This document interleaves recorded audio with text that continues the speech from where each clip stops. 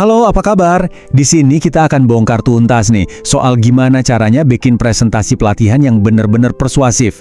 Nah, kerangka yang akan kita bahas ini terinspirasi dari gagasan Dr. Moko loh. Beliau pendiri Acitya Baswara yang emang fokus banget untuk ningkatin profesionalisme para pegiat pelatihan seperti kita semua. Oke, kita mulai ya. Coba deh, bayangin sejenak, gimana rasanya kalau tim Anda itu bukan cuma sekedar kerja, tapi benar-benar bersinar. Masing-masing dari mereka mencapai potensi penuhnya. Nah, pertanyaan kayak gini, ini nih jantungnya dari setiap proposal pelatihan yang keren. Sebuah visi, sebuah gambaran masa depan yang jauh lebih baik. Nah, ini dia kuncinya. 1 menit pertama itu, wah, krusial banget. Disinilah Anda harus bisa mengunci perhatian audiens, harus bisa langsung dapat koneksinya. Dan cara paling jitu, ajukan pertanyaan pembuka yang strategis, pertanyaan yang langsung nancap, yang nyentuh masalah mereka sehari-hari. Contohnya kayak gini nih, waktu Anda tanya, menurut Anda apa tantangan terbesar bagi guru di sekolah kita? Ini bukan ceramah, sama sekali bukan. Anda justru lagi ngajak mereka mikir bareng. Anda ngundang mereka masuk ke dalam percakapan. Otomatis, mereka jadi bagian dari cerita yang lagi Anda bangun. Jadi intinya, ini perpaduan beberapa hal ya, pertanyaan yang cerdas, ajakan untuk berimajinasi, dan jangan lupa, bahasa tubuh Anda juga bicara. Antusiasme, tatapan mata, senyum yang tulus, semua itu ngebangun kepercayaan. Kelihatan banget profesionalnya langsung dari detik pertama. Oke, sekarang kita masuk ke kerangkanya. Ini bagian yang menarik. Sebenarnya, setiap paparan yang persuasif itu dasarnya simpel banget tapi super kuat, yaitu masalah dan solusi. Anggap aja ini tulang punggung dari semua argumen yang akan Anda sampaikan. Penting banget nih, selalu mulai dari masalah yang jelas. Dan ini bukan kira-kira ya, bukan asumsi. Anda harus punya bukti, harus punya data yang nyata. Bisa dari survei, observasi lapangan, atau needs analysis. Kenapa? Karena data itulah yang bikin masalahnya jadi kelihatan nyata, bukan cuma omongan. Nah, ini contoh yang pas banget. Lihat deh, angka 85% itu. Begitu muncul dalam bentuk diagram, langsung terasa kan bobotnya?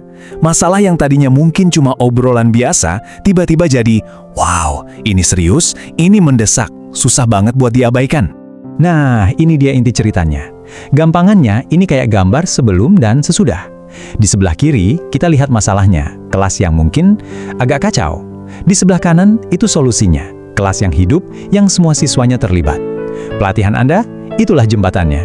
Jembatan dari masalah ke solusi. Tentu aja, punya solusi keren itu baru setengah jalan. Ide doang nggak cukup kan? Anda harus bisa nunjukin buktinya. Nah, sekarang kita bakal bahas 3 pilar bukti yang bakal bikin argumen Anda jadi anti debat. Kuat banget. Pilar yang pertama, landasan teoretis. Ini penting banget buat nunjukin kalau solusi Anda itu bukan ide iseng-iseng berhadiah ya, tapi ini didasarkan pada riset, pada teori yang udah diakui para ahli. Jadi proposal Anda itu punya dasar yang kuat secara akademis, kredibel gitu. Contohnya ya, kayak kutipan dari Taylor ini, begitu Anda sebutkan, argumen soal pembelajaran yang berpusat pada siswa jadi makin kuat. Kenapa? Karena ini nunjukin kalau Anda udah riset, udah ngerjain PR-nya, bukan asal ngomong. Oke, pilar kedua. Ini soal bukti nyata di lapangan, studi kasus. Teori itu bagus, tapi orang-orang yang ngambil keputusan itu pengen lihat, oke, ini pernah berhasil di mana? Mereka butuh bukti kalau metode Anda itu bukan cuma bagus di atas kertas. Dan sekali lagi, angka itu nggak pernah bohong. Waktu Anda bilang ada peningkatan nilai 10%, itu bukti yang konkret banget, terukur. Ini mengubah janji manis jadi sesuatu yang, oh, ini beneran bisa dicapai. Kelihatan hasilnya. Pilar yang ketiga, yang terakhir, ini soal sentuhan personal, testimoni. Biarin aja orang lain yang cerita. Suara guru, kepala sekolah, atau bahkan orang tua, itu punya kekuatan emosional yang luar biasa. Angka itu buat otak, tapi cerita itu buat hati. Oke, setelah Anda berhasil yakinin mereka soal kenapanya, sekarang waktunya nunjukin gimananya. Rincian logistik ini nunjukin kalau Anda itu siap, Anda udah mikirin semuanya dengan matang. Ini juga bentuk respek loh ke waktu dan sumber daya mereka. Pakai tabel kayak gini, ini efektif banget. To the point. Siapa pesertanya? Kapan? Di mana? Butuh biaya berapa? Semua pertanyaan praktis langsung kejawab. Kelihatan banget kalau proposal Anda ini udah siap jalan. Dan jangan lupa juga soal evaluasi. Gimana kita tahu ini berhasil atau enggak? Rencana evaluasi yang jelas itu nunjukin kalau Anda serius soal hasil. Anda nggak cuma ngadain pelatihan, tapi juga bertanggung jawab sama hasilnya.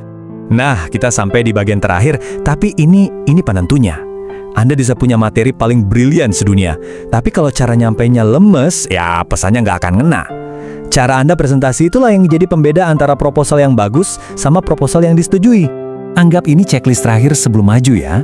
Pertama, tunjukin semangat Anda. Kalau Anda aja nggak semangat, gimana audiens mau semangat?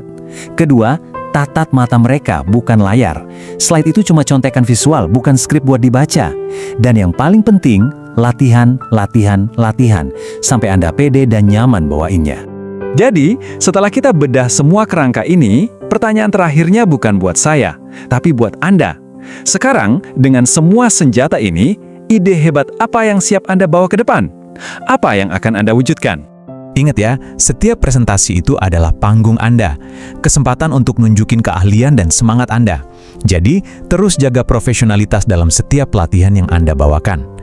Dan sebagai penutup, izinkan saya menyampaikan salam hangat dari Dr. Moko untuk semua pegiat pelatihan hebat di seluruh Indonesia. Terus berkarya ya. Terima kasih.